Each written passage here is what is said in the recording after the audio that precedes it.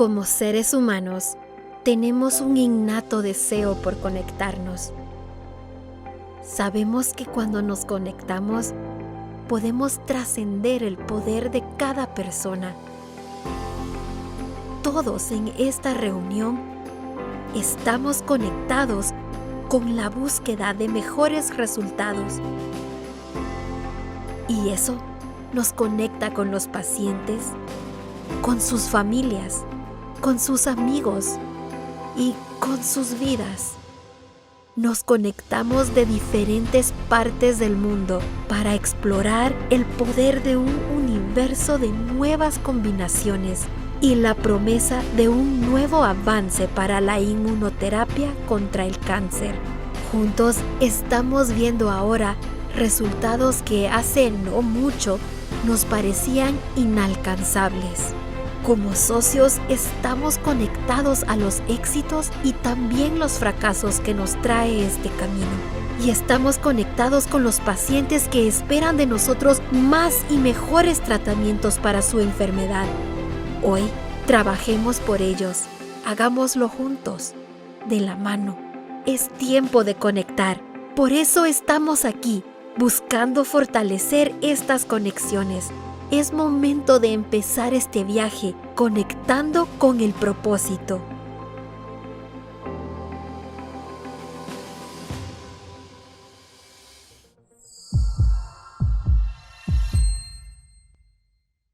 Hola a todos, mi nombre es Marigenia Díaz, director médico de Roche, y en nombre de la compañía les doy la más cordial bienvenida a Conectando con el Propósito. Cuando yo decidí estudiar medicina, lo hice pensando en esa ilusión, en ese propósito personal de poder salvar la vida de algún paciente. Me gustaba mucho la pediatría, así que pensaba de qué manera yo podía ser un instrumento, una herramienta para a través de alguna intervención terapéutica poder quizás cambiar el curso de una enfermedad y aliviar el dolor en un niño. Pensaba en esa mamá joven que quizás está enfrentando una enfermedad catastrófica como el cáncer y que en casa tuviese niños pequeños esperándola cada día. O en esa mamá o papá sostén de una familia, o quizás responsable de sus padres mayores. En ese hijo, hermano, tío, abuelo, todos ellos con una historia personal detrás. Donde ya no solo es el impacto de la enfermedad y el deterioro que puede generar en ellos, sino todo ese entorno que también se ve afectado grandemente por el padecimiento de una enfermedad tan difícil como esta. Hoy hago medicina de una manera distinta, pero siento que día a día me sigo manteniendo conectada con ese propósito personal. Siento que a través de cualquier acción que pudiese realmente alcanzar esto mucho más cerca a un paciente y cambiar el pronóstico de una enfermedad, podría impactar a miles y miles de personas. Y eso me llena de satisfacción día a día, y es esa llama viva que me mantiene enfocada enfrentando cualquier dificultad. Es por eso que pertenezco a Roche, una organización que tiene como propósito organizacional generar mejores resultados para más pacientes más rápido. Y es así que sigue invirtiendo en investigación y desarrollo para realmente generar 2 a 3 veces más valor para los pacientes a menor costo para la sociedad. ¿Y por qué hablamos de más rápido? Porque realmente un medicamento de innovación no sirve de nada si se queda en un anaquel, si no llega realmente a ser utilizado en los pacientes que lo necesitan y a cambiar el pronóstico de una enfermedad. Pero no podría hacerlo sola. Necesito de esa red de personas que comparten ese propósito personal o organizacional y que realmente sumemos juntos y enfocados a eso que realmente importa, a generar impacto en los pacientes, a darles una oportunidad diferente. Hoy los invito a volver a traer a su mente ese propósito personal por lo cual ustedes decidieron ser médicos.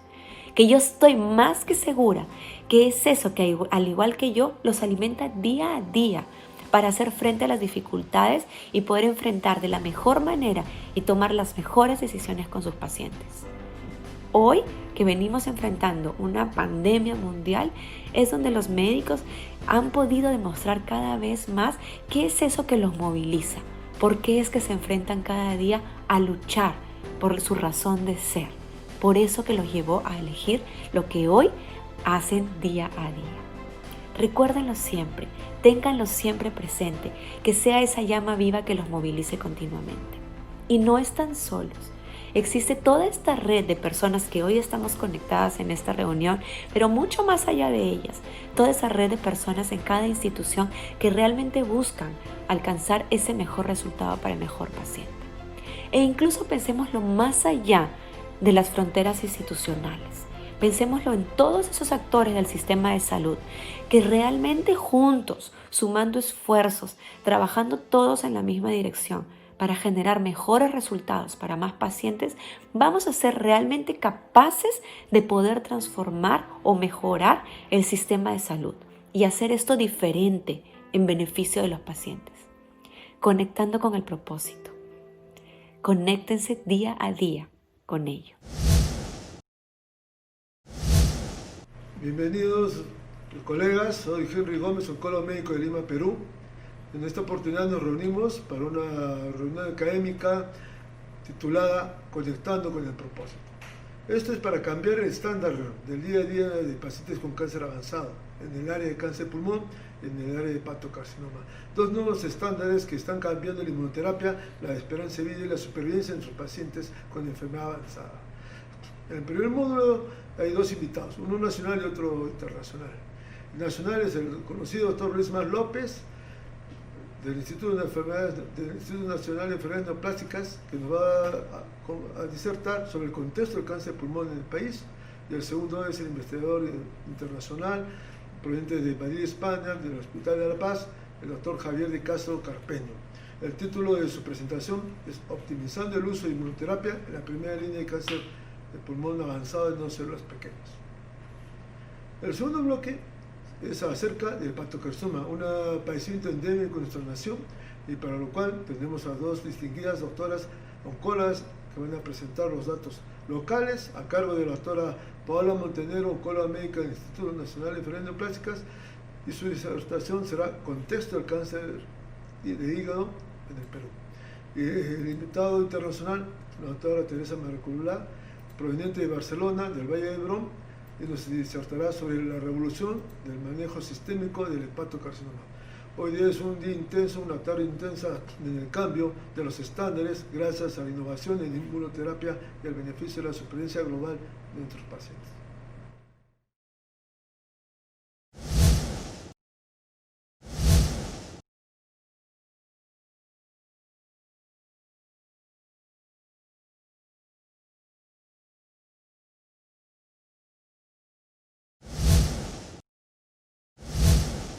En primer lugar, me gustaría agradecer al doctor Luis Mas su amable invitación y su presentación a estar hoy aquí de nuevo con todos vosotros. Es un placer, aunque sea virtualmente, poder compartir esta presentación sobre el tratamiento de inmunoterapia en primera línea en cáncer de pulmón. Permitidme algo que me enorgullece mucho, y es que la revista Newsweek la semana pasada presentó un ranking de hospitales y de diferentes servicios, y nuestro servicio figura a nivel mundial el número 14 en oncología médica, lo cual pues nos llena de enorme satisfacción, y espero seguir trabajando en esta misma línea. Esto es mi declaración de intereses. Y comentar que realmente el cáncer de pulmón es una asignatura pendiente. Fijaos que en estas imágenes de la Asociación Americana del Pulmón hemos avanzado muy poco en los últimos años. Y un artículo muy reciente, muy interesante, que os recomiendo leer, realmente este beneficio que se ha producido en los últimos 5 años ha venido de la mano de dos cosas principalmente. Primero, de la llegada de los tumores con mutación tratable, y en segundo lugar, de una llegada más reciente producida por la inmunoterapia. La inmunoterapia en el cáncer de pulmón aparece en el tratamiento de segunda línea con estudios que todos vosotros conocéis, los 3 famosos estudios pivotales, el KEYNOTE-010 con pembrolizumab para población con expresión PDL1 positivo, los 2 estudios CheckMate de nivolumab en población escamosa y no escamosa, y en el estudio OAK. El estudio OAK tiene como hecho diferencial el ser un estudio para todo tipo de pacientes con independencia de la expresión de PDL1 y también para las dos histologías escamosa y no escamosa, si bien el 75% de los casos era histología, lógicamente, básicamente adenocarcinoma. Pero estudio muy interesante porque el desarrollo del análisis de la expresión de PDL1, que en otros casos se había hecho solo con la célula tumoral, en el caso del desarrollo de atezolizumab, siempre vino relacionado con no solo el análisis de la célula tumoral, sino también de la célula inflamatoria en estos índices que todos vosotros conocéis. Lo cierto es que el estudio OAK fue un estudio de forma global positivo, hazard ratio de 0,73, una mediana de casi 14 meses frente a los 9,6 de la quimioterapia estándar, y lo más interesante de todos estos datos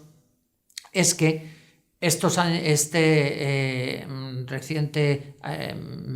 este reciente año hemos tenido el desarrollo a 4 años ya de seguimiento, tanto el estudio fase 2 aleatorizado, el estudio Poplar, como el estudio OAK, y como podéis ver en las gráficas, con este desarrollo a 4 años estamos alcanzando casi entre un 15 y un 20% de supervivientes a 4 años, lo cual refuerza un poco el papel de atezolizumab y va por la misma línea de otros ensayos que planteaban este beneficio de supervivientes a largo plazo.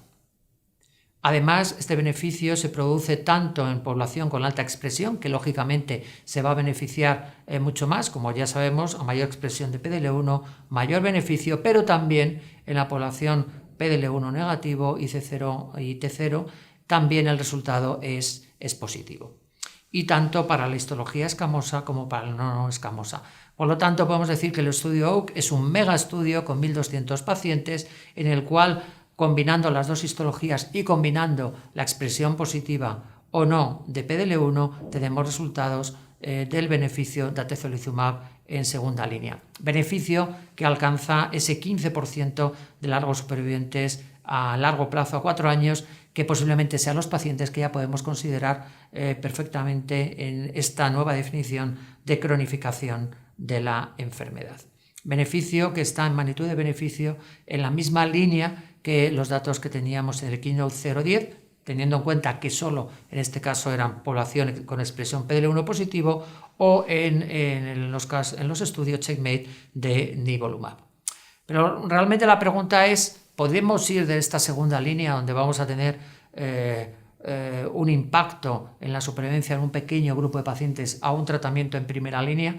Bueno, pues aquí tenemos diferentes opciones, como pueden ser la monoterapia, la inmunoterapia sola, combinando varios inmunoterápicos entre sí, combinando la inmuno con la quimio o incluso combinando la inmuno con la quimio y también con antiangiogénicos. Y el desarrollo que ha habido en apenas los últimos 5 o 6 años es brutal, porque hemos tenido en todas las líneas ensayos fase 3 que han intentado contestar estas preguntas. Algunos solo en el caso de la inmunoterapia, como los estudios Keynote 024 o 042, el IMpower 110, que insistiremos en él como una de las grandes novedades, los estudios en combinación con quimioterapia, en este caso todo el programa IMpower, resaltando el IMpower 150, también los estudios de combos de inmuno, sobre todo el estudio 227. Todos ellos serán analizados, aunque sea de forma rápida.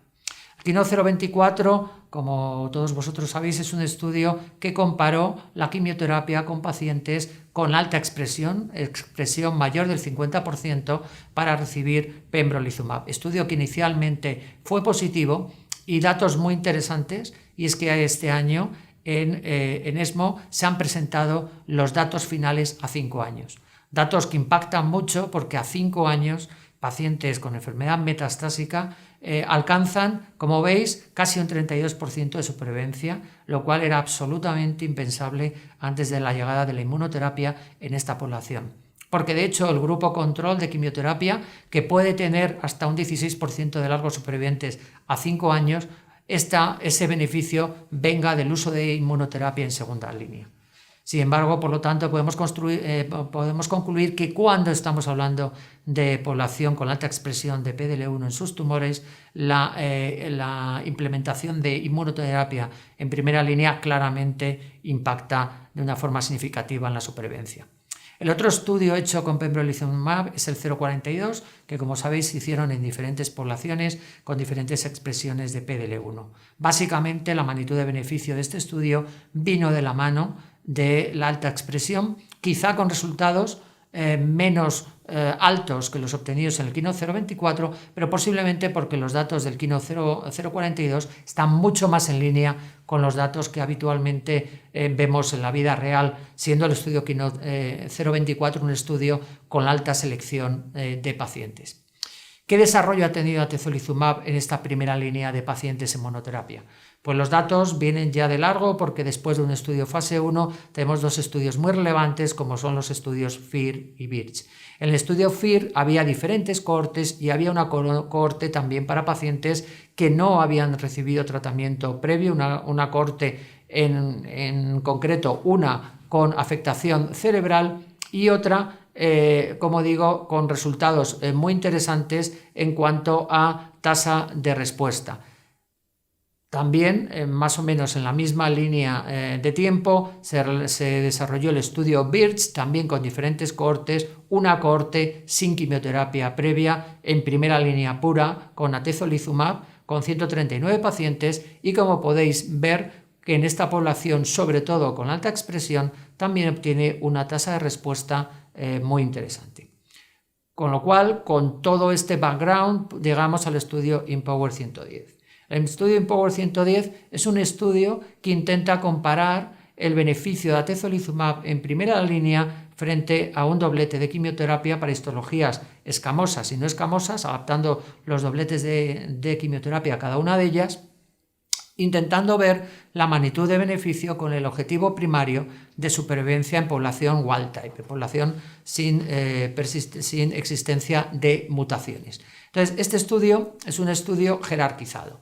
¿Esto qué significa? Que lo que se intentó ver en hacer un diseño estadístico de forma que inicialmente, para beneficiar a los pacientes, se intentara ver el impacto en el beneficio para los pacientes cuyos tumores tuvieran alta expresión de PDL1 y en función del resultado, si será positivo, ir a un segundo escalón con la expresión más baja y si esto se producía, ir finalmente al grupo con expresión negativa o débil de PDL1. Lo cierto es que la distribución de pacientes en función de PDL1, como podéis ver en la diapositiva, fue la esperada con aproximadamente un 35% de pacientes con alta expresión de PDL1, mientras que el resto tenían o expresión negativa o expresión nula. Cuando analizamos esta primera cohorte de pacientes con alta expresión de PDL1, la supervivencia global fue claramente significativa, obteniendo una hazard ratio de 0,59 y con unas diferencias en medianas no alcanzada para el grupo de atezolizumab y de 13,1 meses para el grupo de quimioterapia. Esto significa que en los pacientes con alta expresión de PDL1, el uso de la administración de atezolizumab puede ser una opción de tratamiento en este grupo de pacientes superior, como ven, con curvas que se empiezan a separar desde los primeros meses a los dobletes de quimioterapia convencional. Y este beneficio se produce en la mayoría de subgrupos de pacientes con respecto al género, a la raza, a la histología o al estado también general.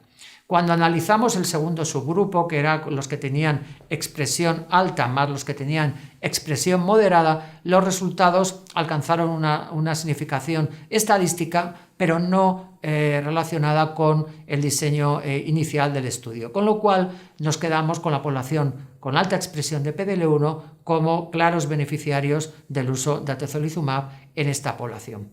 Y cuando vemos la tasa de respuesta que claramente se obtiene en estos grupos de altos expresores, es superior con el uso de atezolizumab, 38% frente a 28% del brazo control, y cuando analizamos también la supervivencia libre de progresión, hay una diferencia significativa con una hazard ratio de 0,63, medianas de 8,1 frente a 5 meses.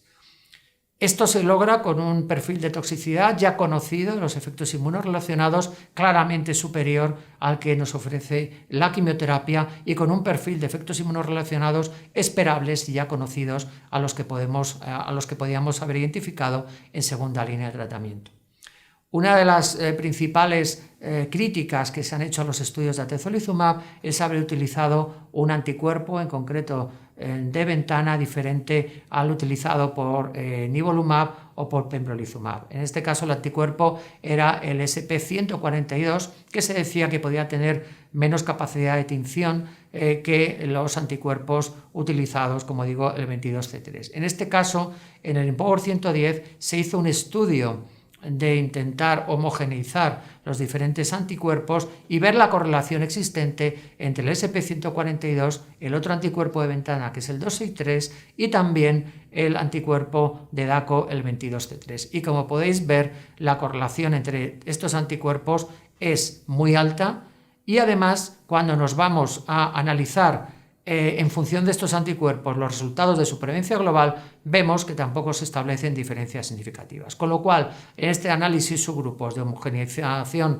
de anticuerpos tenemos resultados prácticamente similares, que además se confirman en el análisis de subgrupos. Alta expresión, con independencia del anticuerpo que vayamos a utilizar, los resultados son claramente positivos a favor de atezolizumab. Bueno, otra de las estrategias en primera línea sabemos que no todos los pacientes van bien con la monoterapia, con la inmunoterapia, es intentar añadir nuevos fármacos que puedan estimular o aumentar esta respuesta y este grupo de supervivientes. Uno de ellos viene del uso de nuevos inmunomoduladores, en este caso un anticuerpo monoclonal como es el tiragolumab, que tiene como objetivo inhibir la función TIGIT. La función TIGIT es una de las funciones inmunoreguladoras negativas de la respuesta inmunológica y cuando combinamos, en este caso atezolizumab más tiragolumab, los resultados que hemos visto este año presentados en ASCO en el estudio CITASCAPE son también muy interesantes. En este estudio, que es un estudio comparativo de tiragolumab atezolizumab frente a atezolizumab en población naive, con dos objetivos coprimarios, respuesta y supervivencia libre de progresión, los datos más interesantes se vieron sobre todo en la población con la alta expresión de PDL1, tanto en tasa de respuesta, si lo comparamos con la población general o con la población con PDL1 positivo, pero del 1 al 49%, y sobre todo en supervivencia libre de progresión. Hazard ratio 0,30 cuando comparamos los dos fármacos para estos pacientes con alta expresión de PDL1 mayor del 50%. Por lo tanto, podemos decir que tenemos un nuevo vía de estudio de combinación. De hecho, se está explorando en la primera línea el estudio Skyscraper precisamente para combinar el efecto de tiragolumab en esa población. También en ESMO de este año, de hace apenas unas semanas, nos han llegado datos de otra posible aproximación, que es la combinación de atezolizumab con antiangiogénicos, como es el caso de bevacizumab. Estos son datos de un estudio asiático, es un estudio fase 2, pero un estudio interesante porque demuestra que cuando combinamos en este caso atezo más bevacizumab, la tasa de respuesta también aumenta y la supervivencia libre de progresión también se produce de forma significativa. No es un estudio comparativo, pero los datos de calidad y de profundidad de respuesta nos dice que la combinación con, en este caso, un antiangiogénico como bevacizumab puede ser muy interesante. De hecho, este es un estudio que intenta ver el papel de los antiangiogénicos no solo en cáncer de pulmón, sino también en hepatocarcinoma, el estudio Integrate con diferentes cohortes de pacientes y donde después del inicio tras la inclusión en el estudio se van a mirar datos como nuevas biopsias, el estudio de la microbiota, rebiopsias a la progresión para cuantificar realmente el auténtico beneficio de estas combinaciones con antiangiogénicos. Si consideramos los estudios de combinación de inmunoterápicos, el estudio más conocido es el CheckMate 227, estudio complejo con diferentes partes, pero que realmente muestra como con expresión PDL1 positiva, expresión PDL1 negativo, intentando analizar el papel de los combos de nivolumab con ipilimumab.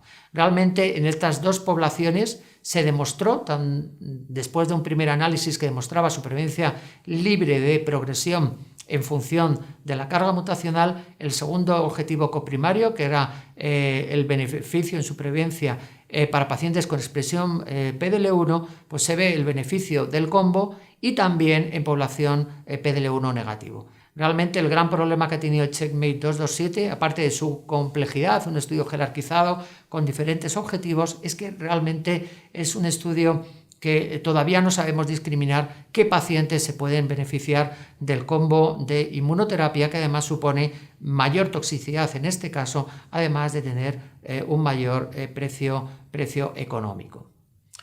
Realmente el siguiente paso y fundamental es la combinación de quimioterapia más inmunoterapia. En este caso, el estudio que podemos decir pivotal es el estudio que todos conocéis, KEYNOTE 189, que para población no escamosa, sobre todo adenocarcinomas, combinaba, en este caso, quimioterapia con pembrolizumab frente a quimioterapia. Resultado muy interesante, positivo, con independencia de la expresión de PDL1, que también, como todos sabéis, este año se han presentado los datos del análisis final que muestra que en esta población a los 2 años se obtiene de forma global, con independencia de la histología, con independencia de la expresión de PDL1 para la histología adenocarcinoma, como veis, casi un 46% de supervivientes a 2 años, lo cual indica que a largo plazo podremos proyectar posiblemente un beneficio en supervivientes en esa cronificación que hablábamos antes, también bastante significativo. Sí es verdad que este beneficio se obtiene sobre todo a mayor expresión de PDL1. Cuanto mayor sea esa expresión, mayor va a ser la supervivencia que vamos a tener en esta población. Y esto es algo evidente, pero lo más importante también es que los pacientes con expresión PDL1 baja o negativa también van a ir mejor cuando se combina la quimio con la inmuno que cuando se utiliza solo quimioterapia sola.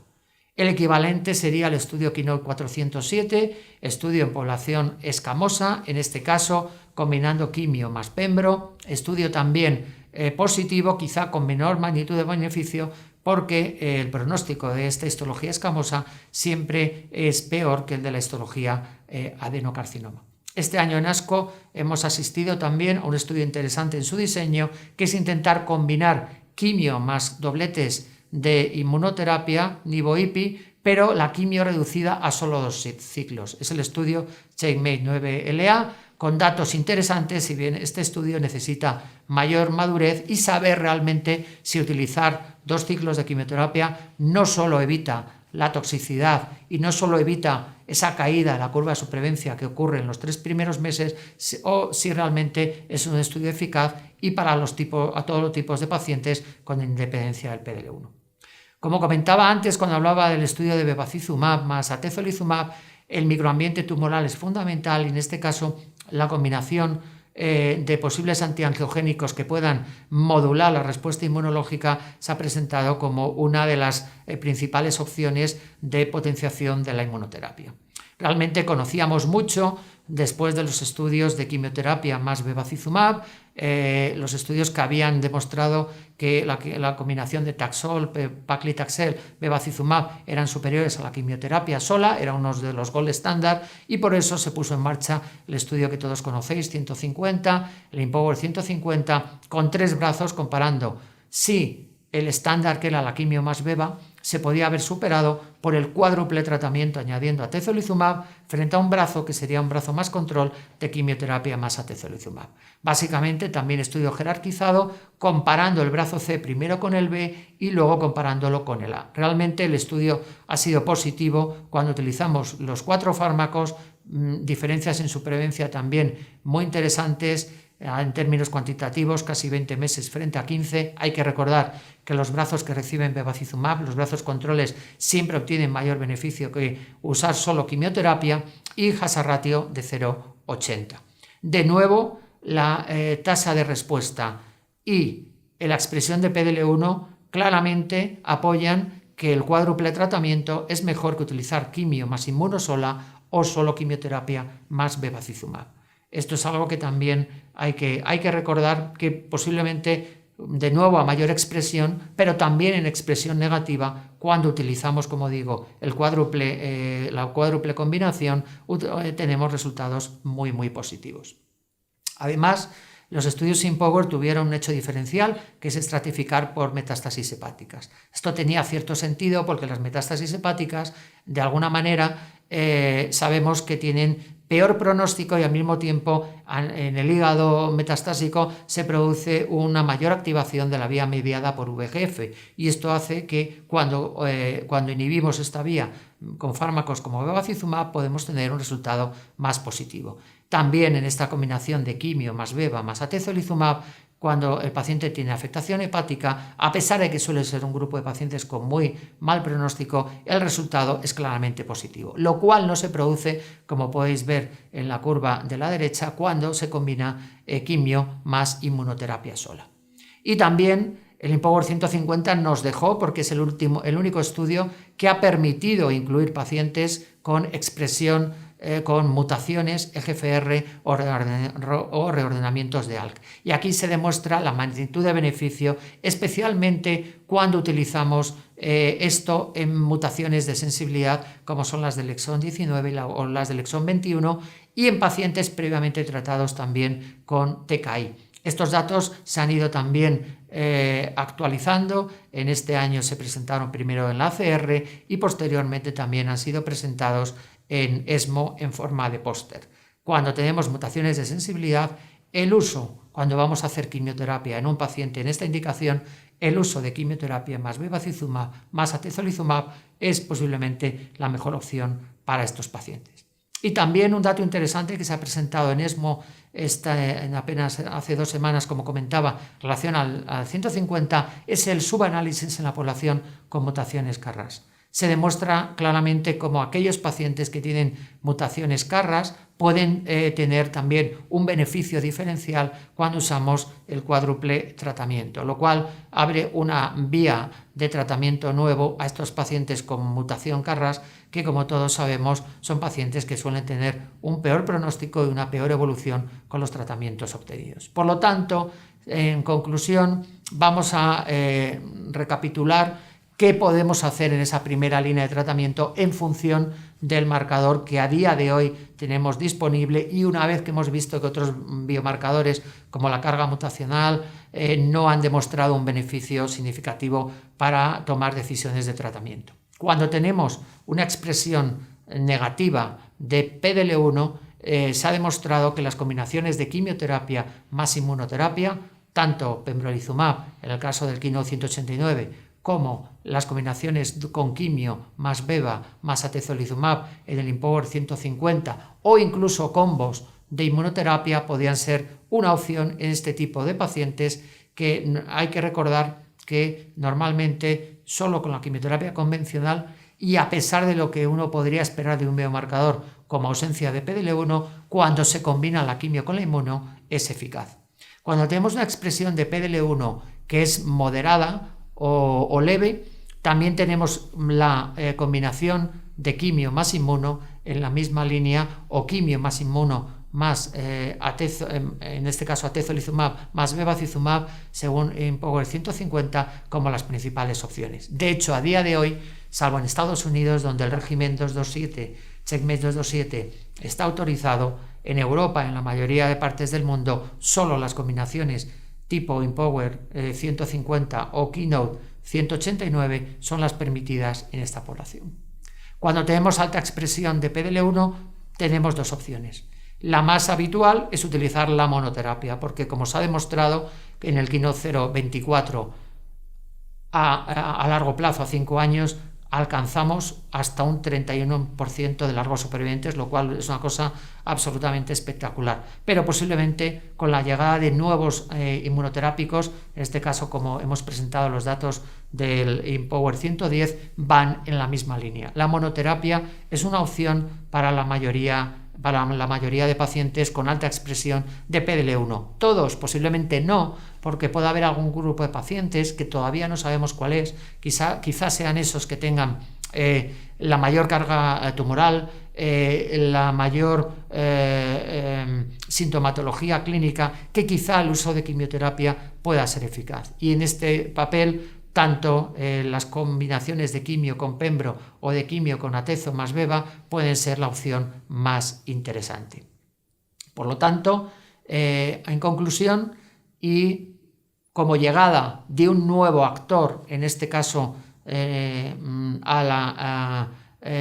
a los pacientes con alta expresión de PDL1, está el estudio IMpower 110 con atezolizumab para pacientes con alta expresión de PDL1, y de hecho, pues hace apenas un par de semanas este estudio fue publicado en el New England Journal of Medicine con datos que demuestran su beneficio. Por lo tanto, ¿qué hemos conseguido en estos últimos años? ¿Por qué estamos mejorando la curva de supervivencia de los pacientes con cáncer de pulmón? Pues porque hemos pasado de esta curva de inmunoterapia que prácticamente no sobrevivían los pacientes más allá de 2 años, a irla incrementando, primero en segunda línea, luego en primera línea, con pacientes con alta expresión, IMpower 110, Keynote 024, ese tercio de pacientes vivos a 5 años, y lo que queremos conseguir en el resto de pacientes con expresión baja o negativa de PDL1, donde las combinaciones pueden ser opciones de tratamiento que nos lleven a aumentar todavía los supervivientes a largo plazo.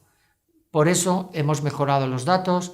No era día hoy para hablar de las mutaciones tratables, con la cual sabemos que conseguimos también largas supervivencias, pero en un escaso número de pacientes, solo un 15%, pero en el caso de la inmunoterapia puede ser la primera opción de tratamiento para el 80% de pacientes, con lo cual, desde luego, es una gran noticia teniendo en cuenta la gran cantidad de pacientes que, por desgracia, se siguen diagnosticando en enfermedad avanzada. Y nada más, esta es mi última diapositiva, donde aparte de daros las gracias y compartir mis filiaciones, por si alguien quiere contactar conmigo, estaré encantado. También para comentar que acabo de publicar hace apenas una semana un libro que se llama Cáncer Manual de Supervivencia, enfocado a estos pacientes con cáncer que necesitan el apoyo, la información y también conocer de primera mano por parte de los oncólogos cómo son estos nuevos tratamientos que pueden cambiar la historia natural de esta enfermedad. Nada más, y encantado de poder compartir con vosotros ahora toda la parte de discusión. Por tan buena presentación. Doctor Mas, muchas gracias por su disertación. En el mundo real, mañana tengo un paciente con alta expresión de PDL1. ¿Todas las plataformas son equivalentes para prescribir? No está definido un estudio de blueprint para poder determinar eso, pero los marcadores en la práctica real, sobre todo en el estudio 110, que se ha visto de que las pruebas han sido corridas con diferentes marcadores y los altos expresores han sido validados, se ve de que ese resultado se repite en todas las poblaciones. Entonces, desde el punto de vista práctico, me parece que para aquellos altos expresores probablemente sí se pueda intercambiar los resultados. Debo recordar a la audiencia que contamos con el chat para sus preguntas respectivas. Doctor de Castro, ¿me escucha? Sí, sí. Muchas gracias por su charla. Muchas gracias a vosotros. Doctor de Castro, en su práctica, ¿usted nota diferencias en la tolerancia entre pembrolizumab y atezolizumab? Mi práctica, yo creo que quizá el que más efectos inmunorrelacionados produce es pembro. Es la sensación que nosotros tenemos. Quizá luego entre nivolumab y atezolizumab hay menos diferencias en cuanto a efecto secundario, pero quizá el que más problemas nos puede dar sea pembrolizumab. Muchas gracias. ¿Y cuánto tiempo trata usted de los pacientes? ¿Hasta los 2 años, de acuerdo a lo recomendado? ¿O prefiere suspender el tratamiento antes o continuarlo con los que alcanzan respuesta parcial? Sí. En los estudios de atezolizumab, en principio el tratamiento se ha continuado o se debe continuar mientras encontremos respuesta o haya una toxicidad que no sea aceptable. Lo cierto es que varios estudios nos han dicho que un año es poco tiempo, que debemos de utilizar al menos 2 años. Esto es un estudio previo de nivolumab. Y en mi práctica yo desde luego mantengo el tratamiento mientras estemos encontrando ese beneficio clínico. Si hubiera una respuesta completa, lo cual por desgracia no ocurre en muchas ocasiones, se podría plantear, hablando con el paciente, parar el tratamiento al cabo de los 2 años, pero si hay una respuesta parcial, habría que valorar muy cuidadosamente los síntomas del paciente relacionados con el tumor y en función de ellos valorar si en algún momento se para el tratamiento. En general, yo tengo 2 pacientes del estudio OAK que llevan 6 años por protocolo en tratamiento y los 2 han podido tolerar perfectamente el mismo. En general, yo sería cauto a la hora de intentar detener un tratamiento de inmunoterapia. Al día de hoy no sabemos, posiblemente por las curvas de supervivencia, a partir de los 3 años ya entran en plató, con lo cual posiblemente un paciente que ha llegado a los 3 años en control clínico, ese paciente podríamos empezar a plantearlo. Pero, insisto, individualizando paciente a paciente y de acuerdo también con la información que nos dé el paciente en cuanto a su estado general. Doctor Mas, su experiencia en Perú, ¿cómo le ha ido la inmunoterapia en cáncer de pulmón? Yo he tenido buena experiencia, he utilizado diferentes drogas, no he visto que exista una diferencia entre la tolerancia o la eficacia de las drogas, pero eso es una percepción personal. Pero sí, yo creo que ha sido bastante tolerable en el... Tiene respondedores largos. Hay respondedores largos. Doctor De Castro, una de las dificultades para el manejo de la inmunoterapia es el manejo de la pseudoprogresión. ¿Cómo usted puede ayudar a los médicos más jóvenes a manejar esto? Sí, yo creo que es muy importante. En la primera línea realmente vamos a tener pocas situaciones de hiperprogresión, que sería que cuando empezamos con un tratamiento de inmunoterapia el paciente no responde y por desgracia progresa de forma rápida. Esto puede pasar en algún subgrupo de pacientes donde estemos utilizando monoterapia y donde veamos que el paciente tiene mucha sintomatología. Es aquí, como comentaba en la exposición, donde se intenta a veces pensar que pueden ser candidatos a quimioterapia más inmunoterapia. Pero si tenemos un paciente, en líneas generales, que empieza el tratamiento, que clínicamente está bien, que incluso los síntomas relacionados con el cáncer van controlándose, los problemas respiratorios, el dolor, etcétera, y nos encontramos que en la primera revisión radiológica se produce un crecimiento, sobre todo de la lesión primaria o de los nódulos, de los ganglios mediastínicos, pero el paciente clínicamente está mejor. Lo que se ha hecho en los ensayos clínicos y lo que nosotros hacemos en la práctica clínica es continuar al siguiente control radiológico. Quizá no hacerlo en 3 meses, hacerlo en 1 mes y medio, 2 meses, pero en muchos casos, si clínicamente el paciente está bien, lo que nos encontramos en el segundo escáner de control radiológico es que la enfermedad o no ha variado, con lo cual continuamos con el tratamiento porque hay beneficio clínico en el control de síntomas, o bien nos encontramos ya reducción de la lesión tumoral. Ese es el concepto que nosotros tenemos para valorar la pseudoprogresión. Muy importante que el paciente tenga reducción o un buen control clínico. Doctor De Castro, ¿usted tiene algún consejo pragmático de las fechas de evaluación de imágenes? Nos han preguntado a la doctora Rosana Ruiz.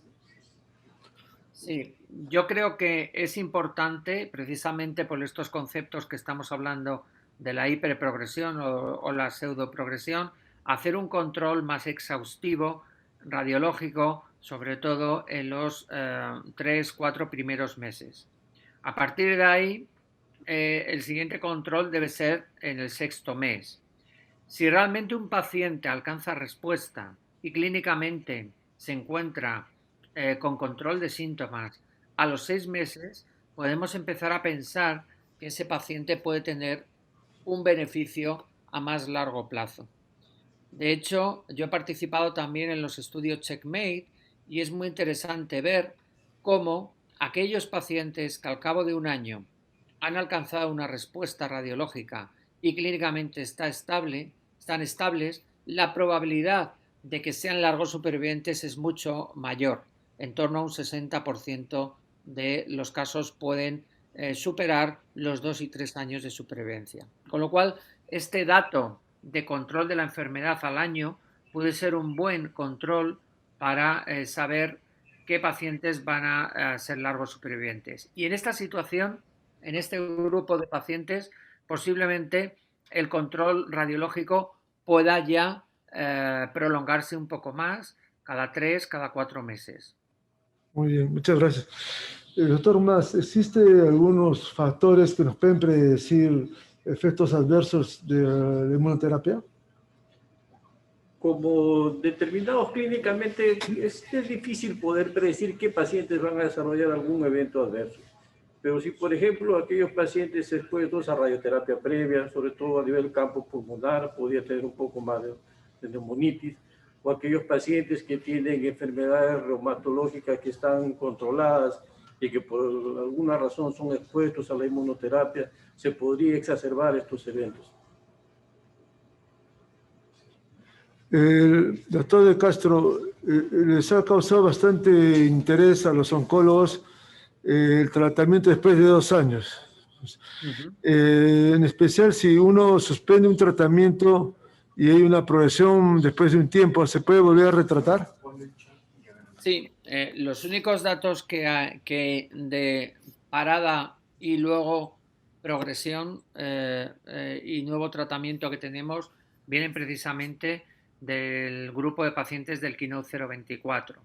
Entonces, sí es cierto que estos pacientes que están en respuesta y por protocolo pararon pembrolizumab a los 2 años, el subgrupo que progresó, aproximadamente el 50 o 60% de pacientes obtuvo respuesta de nuevo cuando se introdujo de nuevo pembrolizumab. Pero esto es un dato que hay que tener en cuenta, que aunque la mayoría de pacientes van a responder, puede haber pacientes que ante esta nueva progresión ya no vayan a responder, con lo cual, por eso creo que es muy importante intentar individualizar paciente a paciente qué situación clínica tiene. Doctor Mas, en el mundo local, muchas veces tenemos un paciente sintomático, le empiezan quimioterapia y sale el PDL1 positivo, altamente expresor. ¿Cuál es su práctica o su recomendación? Yo creo que la práctica del día a día, este paciente deberíamos adicionarle a la quimioterapia la inmunoterapia. Una opción discutible y a poderlo conversar con el paciente sería el rotarle solamente a inmunoterapia. Sobre todo basados en los datos del estudio 9LA, ¿no? Que dio 2 cursos iniciales y después solamente continuaron, pero ahí había combinación de inmunoterapia. Pero desde la práctica diaria creo que adicionarle la inmunoterapia a estos pacientes sería lo que yo haría. ¿Qué opina usted, doctor De Castro? Muchas veces demora los resultados y el paciente empieza la quimio y viene el PDL1 positivo.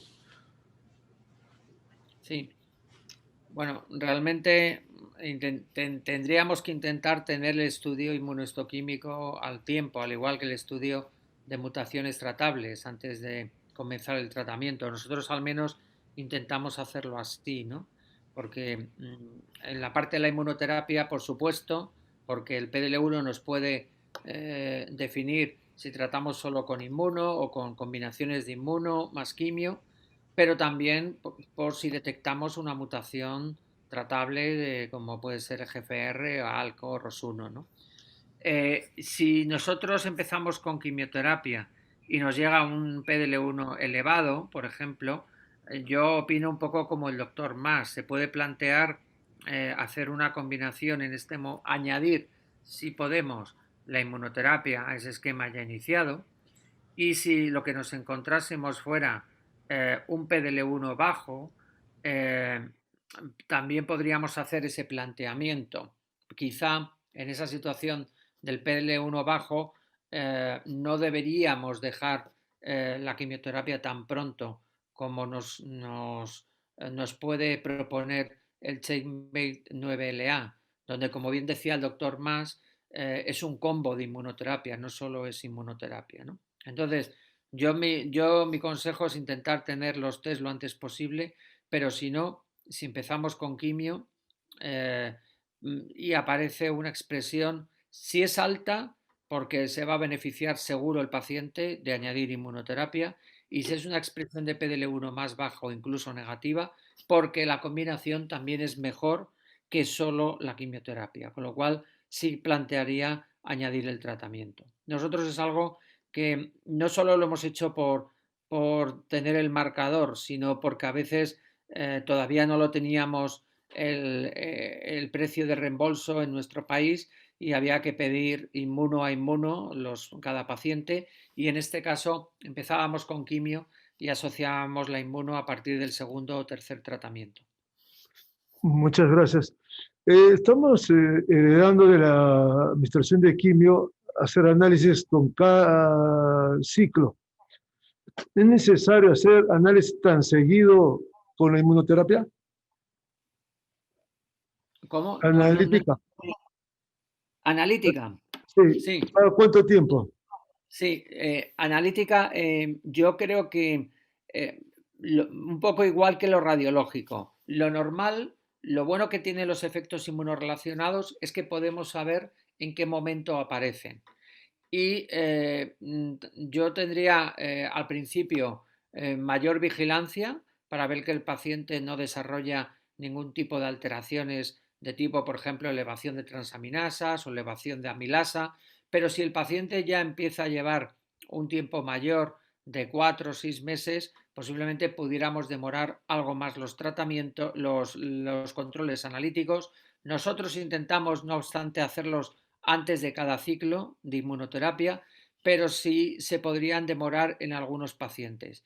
¿En qué recomendaría hacer un control al menos cada 3 meses? Función hepática, función tiroidea. Básicamente esos dos parámetros serían los más importantes si no se hace un control analítico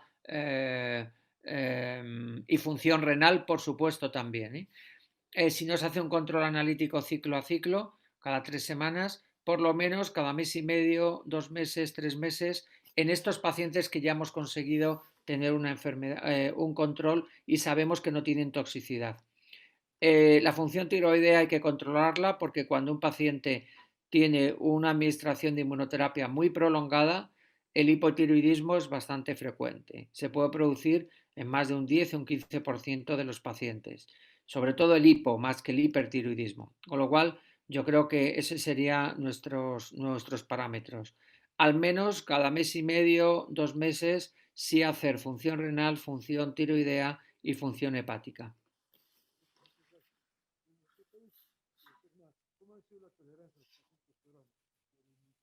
No se oye. Literatura en general. También hemos tenido algunos casos aislados de toxicidades que han sido reportadas por primera vez, sobre todo un paciente que hizo una anemia hemolítica muy importante, pero asociada a anticuerpos calientes. Eso fue un SIOM que fue reportado a nivel mundial. Pero en general vemos las toxicidades endocrinológicas, cutáneas, gastrointestinales y muy poco frecuentes renales o hematológicas. Quisiera dedicar estas últimas palabras al doctor de Castro para que nos diga cuál es su percepción de estos altos expresores de PDL1 y el uso de la inmunoterapia. ¿Usted cree que le ha cambiado la vida a sus pacientes? Sí, completamente. Sabemos que dentro del grupo de altos expresores también tenemos diferencias, ¿no? No es lo mismo una expresión del 55% que del 85 o 90%. Sabemos que a mayor expresión, también mayor probabilidad de respuesta.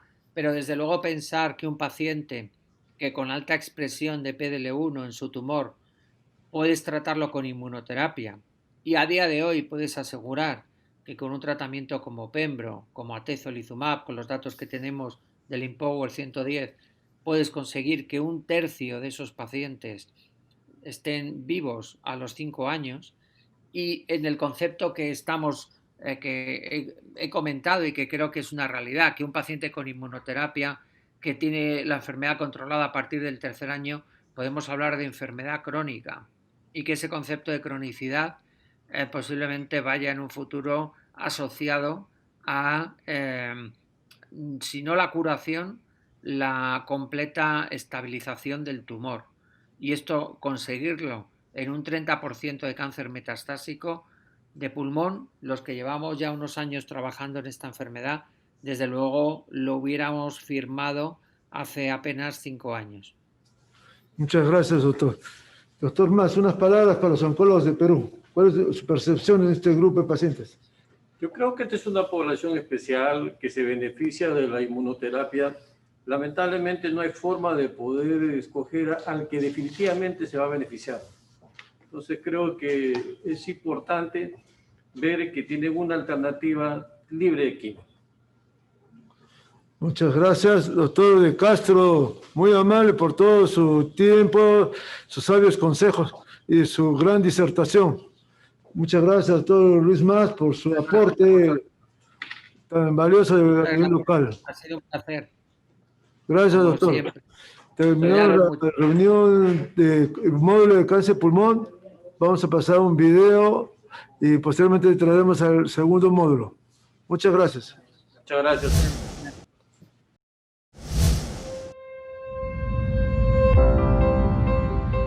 Tecentriq Atezolizumab.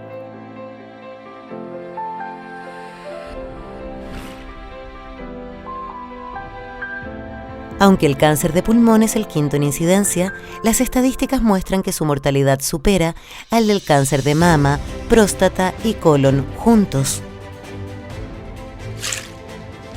Sumado a esto, 2/3 de los pacientes son diagnosticados en etapas avanzadas.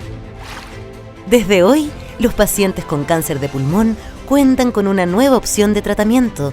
Tecentriq disminuye el riesgo de mortalidad en un 41% versus quimioterapia en pacientes con alto nivel de expresión de PDL1.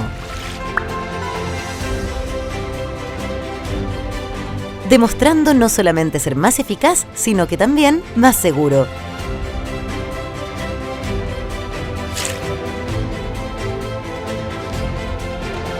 La expresión de PDL1 se evaluó con diferentes plataformas diagnósticas e independiente de la plataforma de diagnóstico utilizada, se demostró una alta correlación en la expresión de PDL1.